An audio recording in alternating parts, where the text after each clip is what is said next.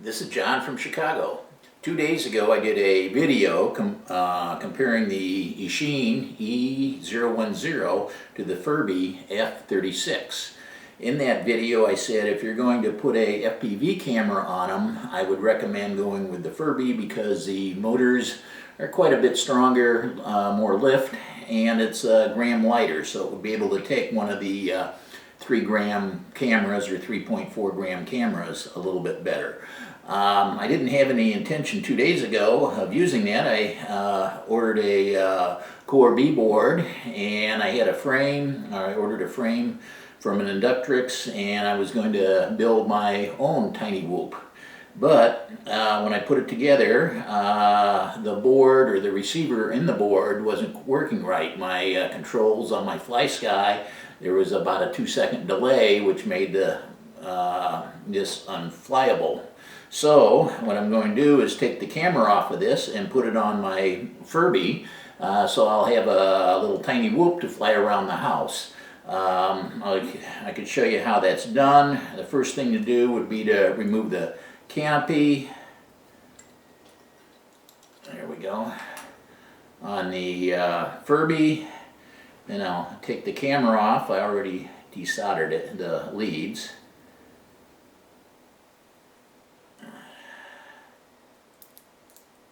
Okay. I have it on some, sitting on a piece of Velcro tape. I bought a little holder for the camera, but I think the Velcro tape works as good. It's just as light, and I think it helps the vibrations and things like that. So I think it works just as good. So what I need to do is this would go on here like that, and then the rubber bands just goes around the two pins for your holding the frame on. Might need a smaller rubber band. Okay, I think that works. There we go. Looks like the camera is mounted. Then I need to solder the leads on. The connector for the battery, it comes up in the back, and there's two points of solder to. Okay, my soldering iron warmed up. Let's see, get some tweezers here so I don't burn the fingers.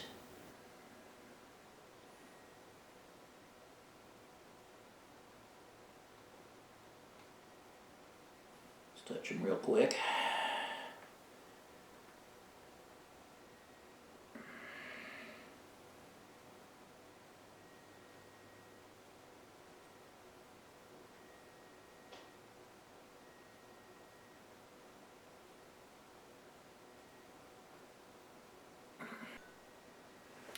Okay, I soldered on the red lead positive for the camera on the left, and the black lead, the ground, negative on the right.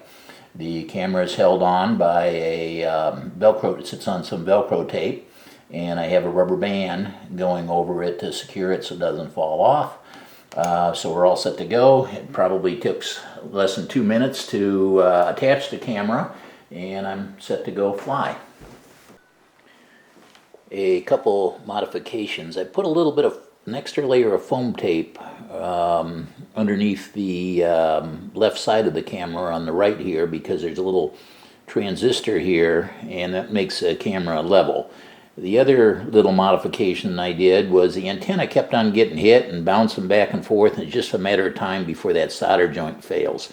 So I just took it and I shoved it into the frame here so it doesn't get hit as much. Ideally, it'd be nice if you had a real short, lightweight antenna, single pole coming off of there, because they really do take a beating.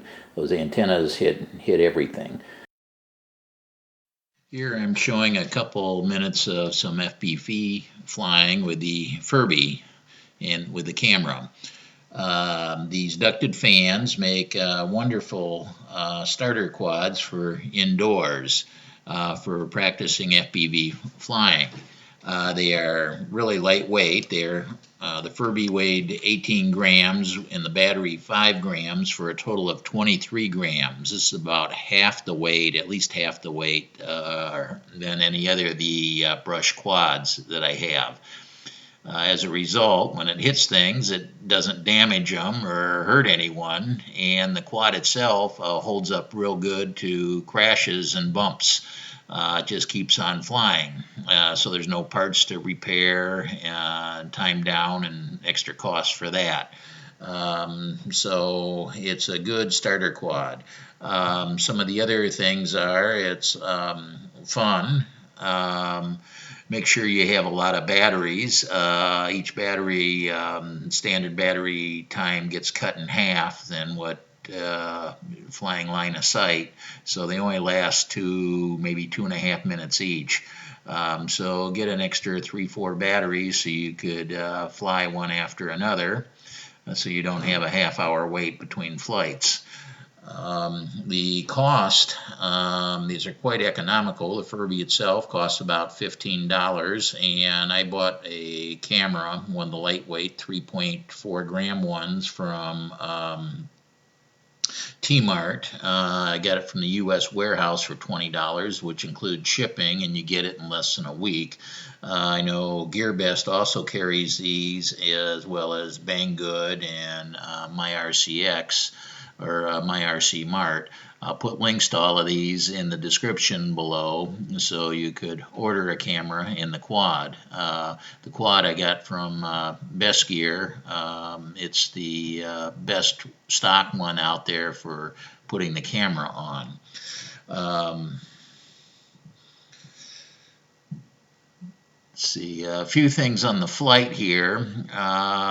It didn't balance real well. The antenna was, I tucked it in the very back, so it was a little tail heavy. So I had to give it full pitch forward to keep the thing moving. What I forgot to do was there's 2 rates on here. There's a beginner rate and an advanced rate. I should have probably put it in the advanced rate, so I would have had a little bit more control on the sticks. When flying FPV, you want to keep the quad moving forward, so it's easier and smoother to control. You don't want to sit there hovering. But if you have any questions, please list it below. Thanks for watching.